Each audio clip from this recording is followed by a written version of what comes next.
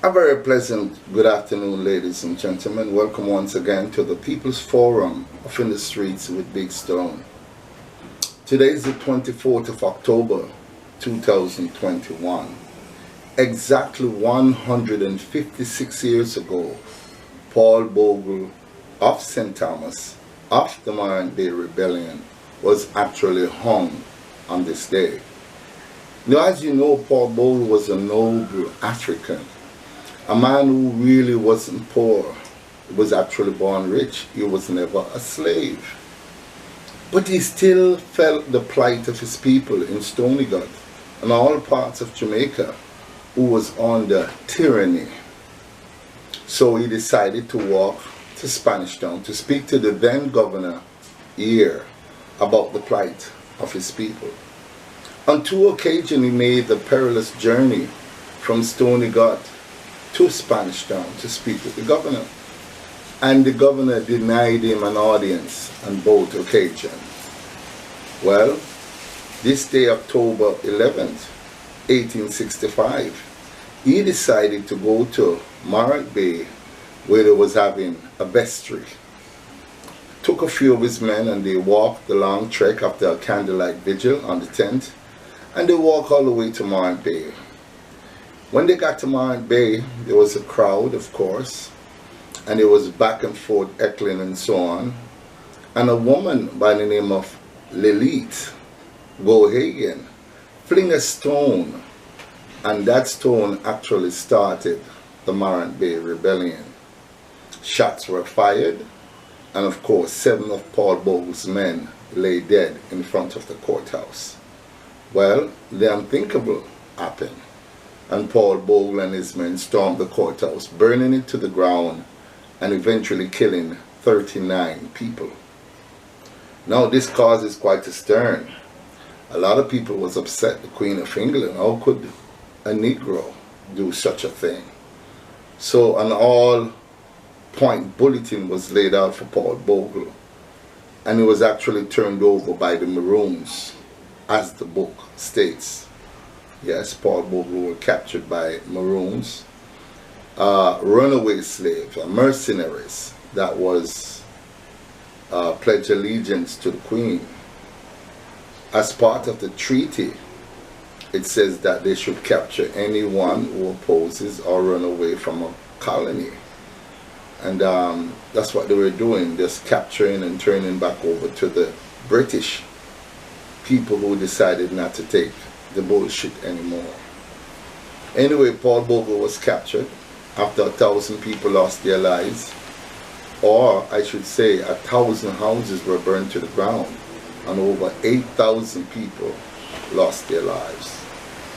On this day, October 24th in 1865, having hung William Gordon on the 23rd, he met the same fate. They eventually hung Paul Bogle. Now, the Paul Bogle Foundation has started this over 20-something years ago, in us lighting a candle in commemoration for those Africans who actually lost their lives in slavery. Now, it should be at 6 o'clock today that everyone who are close to a candle with some fire, light a candle in memory of your ancestors who passed away. And I know every black man on the planet Earth have lost an ancestor. I want you to remember Paul Bogle. Remember this hero, because he's classified as one of our heroes in Jamaica. Remember this great man. Remember what he did for all people. I always remember him, love him, honor him, and have the ultimate respect for Paul Bogle. It is not 6 o'clock yet, but I can't wait to light my candle in honor of my ancestors who passed away in the transatlantic slave or otherwise, anywhere on the planet Earth. I light a candle in memory of the great ones who fell on the battlefield. So ladies and gentlemen, my love for my country, my love for my people, and my love for Paul Bogle is immeasurable. So I'm going to take this time out and I'm going to light a candle for our hero, Paul Bogle. A man who gave up his life for his people.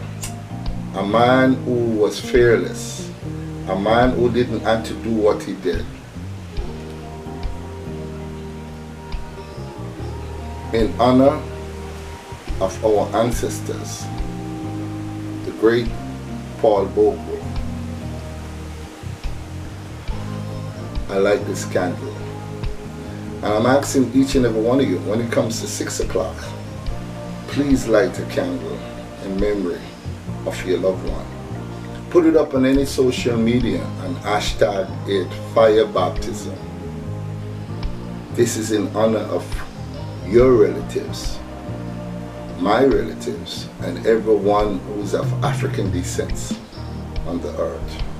Long live the memory of those who died. Long live the memory of the great Paul Bogle. Mr. Bogle, thank you, sir, for further enhancing the lives of Africans scattered all over the world. Thank you, sir, for being there for us, this guiding force for us. You have been gone from the flesh 156 years ago, but you live today in my heart.